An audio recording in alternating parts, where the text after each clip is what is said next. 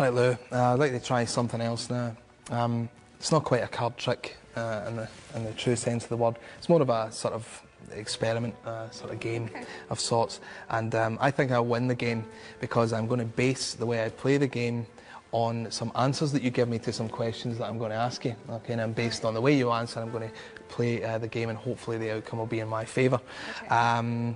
So it's important that you don't think too much about it, but you just answer the questions off the top of your head, and they're simple questions. All right? Here's the first one. If I was to ask you to name a 3-digit number, what would you say? 150. 150. Okay, that's quite a roundish sort of number there. Okay, that's fine. If I was to ask you to picture there's a car driving down the street, okay? Now quickly, what colour is it? Blue. Okay. It's pretty standard answer, so you're quite a rounded person, it would seem. Let's go for the last one.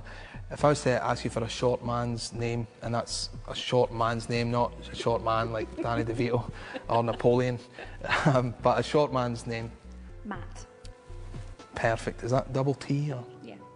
It is it? Okay. All right. Okay. So based on sort of the answers you've given, I think I know how this is going to turn out. Okay. What I'm going to do is I'm going to write down a little prediction, okay? And I won't show it to you until the end, okay? I'll just write it here on one of the cards that we're not going to use. I don't want you to see what I write. It's very much a secret. Let's see.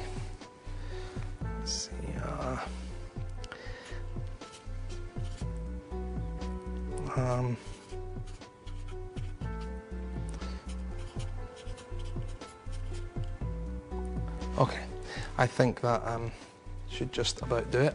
Like I say, I don't want you to see what I've written. I'm going to just place it under here for now. All right? Okay. I'll leave that there. Now we sort of play the game. I'm going to remove some cards. And I don't want you to see what they are, but there's one in particular that I think you may end up with, depending on how this goes.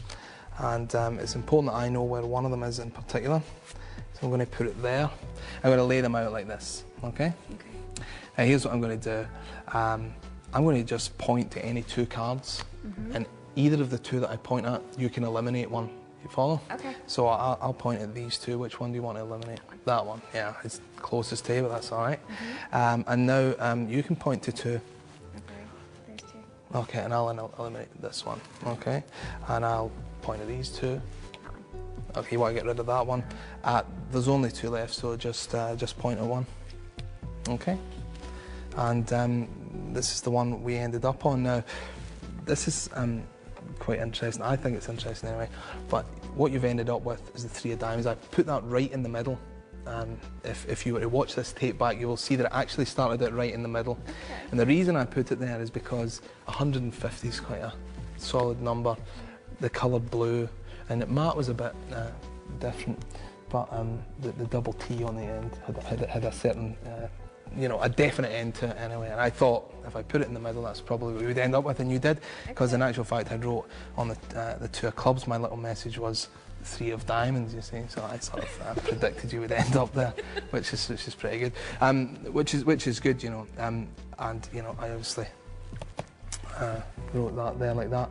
Now here's what's actually interesting, is that you've seen another couple of tricks today, and while you may be thinking that perhaps you thought of these answers off the top of your head, would you be surprised if I sort of said I knew what your answers would be before you? Yeah. Yeah. I did actually hope that it would go this way, because I put a prediction in between these two jokers, all right? Okay. What I've done is I stuck a post-it note to the back of this one here. Yeah. It's been in the card case there.